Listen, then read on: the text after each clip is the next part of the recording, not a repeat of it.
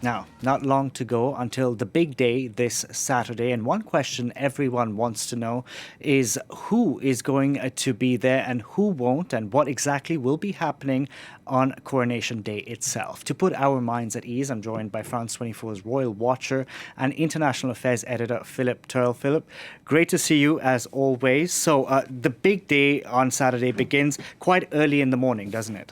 Yeah, it does.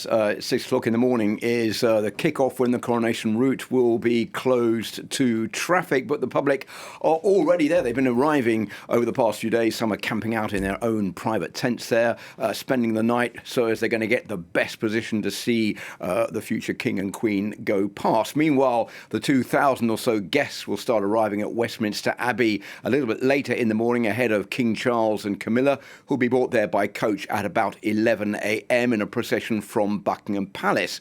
The actual coronation ceremony is due to last around 2 hours. That's an hour less than for Queen Elizabeth II back in 1952. Now, once that's over, the King and Queen will then travel back to Buckingham Palace in the Gold State coach, which was commissioned in 1760 and which has been used for every coronation since William IV in 1830. And it is notoriously uncomfortable, so luckily it will only be a fairly short ride for the King and Queen. And of course, Philip, everyone will be waiting for the moment when they come out onto that balcony in front of Buckingham Palace. And the big question will be who is on the balcony and who isn't on the balcony. Well, what we do know is that it's limited to working royals, Delano, of which there are 15. So, of course, that means Charles and Camilla will be there, as well as William and Kate, and William and Kate's children will be there too, George, Charlotte and Louis. Also present will be Princess Anne, the hardest working member of the royal family, and her husband Tim Lawrence. The King's brother, Prince Edward, with his wife Sophie, will be there too, as will the Duke and Duchess of Gloucester, the Duke of Kent and his sister Princess Alexandra. That makes a total of 15. So what are working royals? Well, they are essentially members of the royal family who undertake official duties and engagements on behalf of the crown, and that is throughout the year. So what about Prince Harry and Prince Andrew?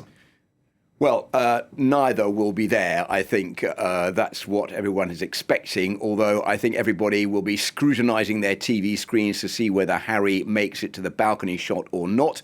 His wife Meghan will also not be there. She's not even attending the coronation at all, having decided to remain in the United States, where the couple's son Archie is celebrating his 4th birthday on the same day. So what happens once the coronation is over? Well, there's a lot to look forward to, as well as the ceremony on Saturday. On Sunday, there will be an occasion to celebrate what's called the Big Coronation Lunch. That's a sort of nationwide street party in towns and villages across the country. And in the evening, music lovers will be in for a special treat with the Coronation Concert at Windsor Castle. This is due to showcase Britain's cultural and musical heritage, but also international stars as well. There'll be Take That, Katy Perry, Lionel Richie, Andrea Bocelli. Even Bette Midler is scheduled to make an appearance. And that's not all. On Monday, the 8th of May, there will be a special bank holiday in the UK during which members of the public will be invited to take part in what's being called the Big Help Out, which is aiming to raise awareness of volunteering across the country. I didn't even know Take That still performs, but good to know. In your opinion, will Charles be a good king? Well, I think so, yes. The answer to that question, Delano. He has had a 70-year apprenticeship and is finally getting the job he trained for at an age when most people are retired.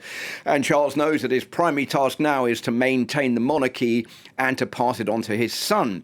He's become king in an uncertain world where the future role of the monarchy is often disputed or even contested. And Charles will have to win back public opinion, modernise the monarchy so as to make it relevant in today's society and give the public what it believes is value for money. More importantly, he'll have to win back the support of young people, a majority of whom now favour a republic rather than maintaining the monarchy. It's going to be quite a challenge, and it won't be easy, but I think if there's one person who has the right credentials, the necessary experience, and who knows what to do, it's certainly King Charles. We'll see whether the events of this weekend will endear him more to the hearts of the British people. The Coronation Countdown was based on an idea by Simon Bates, and thanks very much to everybody for watching. Thank you very much for that, Philip. Philip Turle there with the Coronation Countdown. And you can watch previous editions on our website. That's it from me. Thank you very much for watching.